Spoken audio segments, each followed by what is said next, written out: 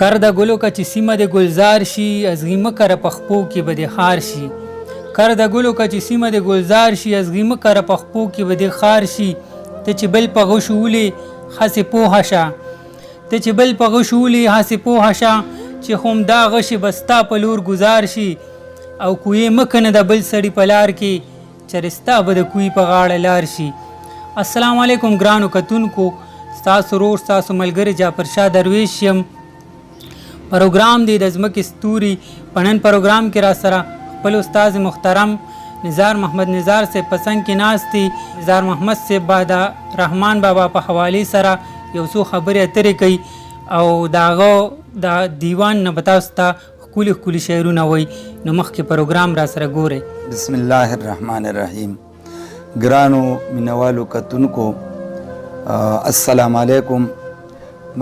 پروګرام د ځمکې ستوري څنګه چې جعفرشاه درویش صاحب تاسو ته ووایي، خو ما ته ډېره یو لویه ذمهواري حواله کړه او هغه دا چې په داسې شاعر باندې خبرې کول لکه د رحمان بابا په شخصیت باندې خبرې کول یا د هغه په شعرونو باندې تشریح کولو، دا خو د وس نه بار خبرې دي. خو به هر حال ستاسو مونږ چې ستاسو مخې ته داسې کسان راولو چې هغه غیب شوي دي، ورک شوي دي، داسې شاعران هغه وفات شوي دي، موږ سره اوس موجود نه دي. او رحمان بابا خو بیا داسې شخصیت دی په پښتو کې چې هغه زویم داسې ځوان بوډا ماشوم به نه وي چې د هغه یو شعر چاته یاد نه وي. چې پښتو ژبه وایي نو د رحمان بابا شعرونه به ورته خامخا یادي، ځکه چې هغه په هر ځای کې نن سبا ویلی شي. که علما دي نو هغه یې په جوماتونو کې هم د هغه شعرونه ویلی شي، ځکه چې هغه شعر داسې د متل نه متل دی، د مثال نه مثال دی، د حقیقت نه حقیقت دی. نو د هغه هر شعر باندې که مونږ تشریح کوو یا د هغه په شخصیت باندې بحث کوو نو دا خو زمونږ د وس خبرې نه دي. به هر حال دا یو څو شعرونه زه د رحمان بابا ستاسو په مخ کې وړاندې کوم او د هغه د تعارف نه خو هم څوک مطلب دا تعارف څه محتاجه نه دی او هر څوک ته خبر دی چې هغه په پیښور بادر کلي کې پیدا شوی دی او بیا په پښتنو په داغه شعر داسې لګي لکه په زخم باندې چې پټی لګي. نو داغه د شعر کمال دا دی چې د هر چا د خولې نه روزي نو هر سړي ته پته لګي چې دا د رحمان بابا شعر دی. الان کې نن سبا ډېر داسې پیجونه شته او داسې پروګرامونه شته چې شعرونه ربل چوي اخیری کسر او نوم پې د رحمان بابا وایي. خو د رحمان بابا د شعر یو کمال یو معجزه دا ده چې هغه د چا د خولې نه مروزي نو هر چا ته پته لګي چې دا د رحمان بابا شعر دی.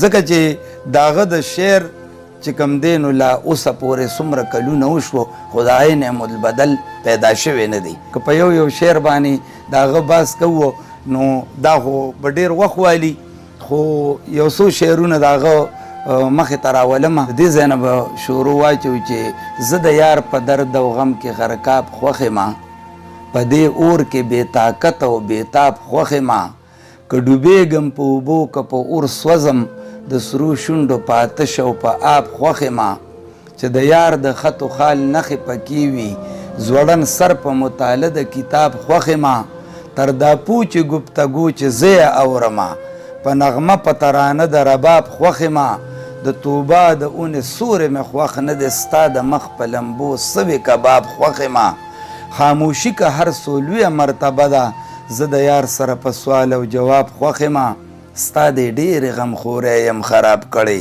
رحمان ځکه په خوردن د شراب خوښ یم. مینوالو مونږه کوشش جعفرشاه صاحب دا کوي چې تاسو ته دا څنګه چې د ځمکې ستوري هغوی دې پروګرام ته یو نوم ورکړی، ډېر ښایسته نوم یې ورکړی دی. مونږ ووایو چې د شاعر یو ډېر لوی سوچ وي، یو ډېر لوی فکر وي، یو ډېر هوښیار کس وي په معاشره کې او د ژوند په هر اړخ باندې د هغه نظر وي. او د رحمان بابا شاعري خو بیا داسې شاعري ده چې په کومه زمانه کې هغه شعرونه ویلي دي او نن وخت سره هم سمون خوري تړون خوري هر څوک یې خوښوي.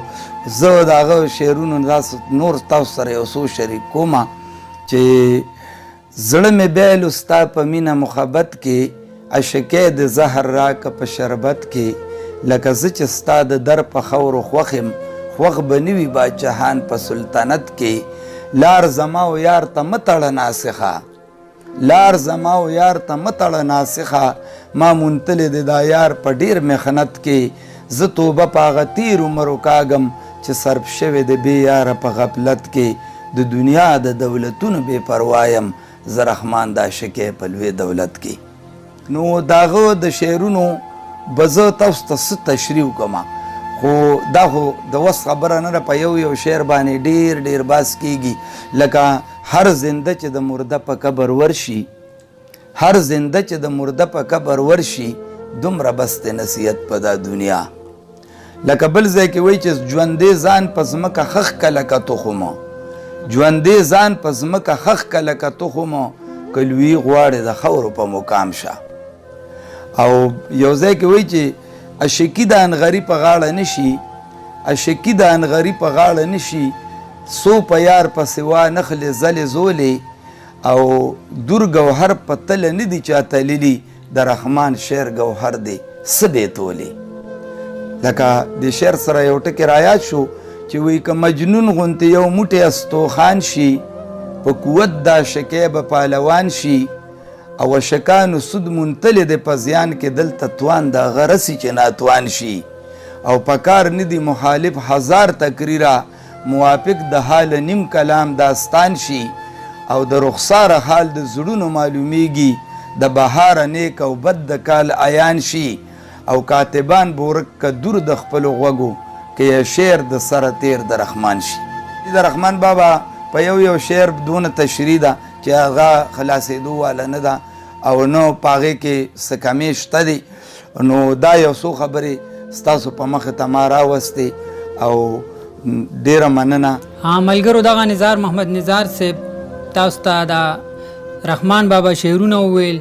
دا رحمان بابا دا شعرونو په حواله څه خبرې اترې وکړي. یقینا چې د رحمان بابا په هر شعر کې دعوت دی د نیکۍ خبره ده او ډیر قیمتي ملغلرې شعرونه ویلي دي. امید لرم چې ستاسو به زموږ د نن پروګرام خوښ شوي وي. که ژوند وفا وکړه بیا به ملاقات کوو. په دې سره موږ ته راکړي اجازت د لوی الله په امان.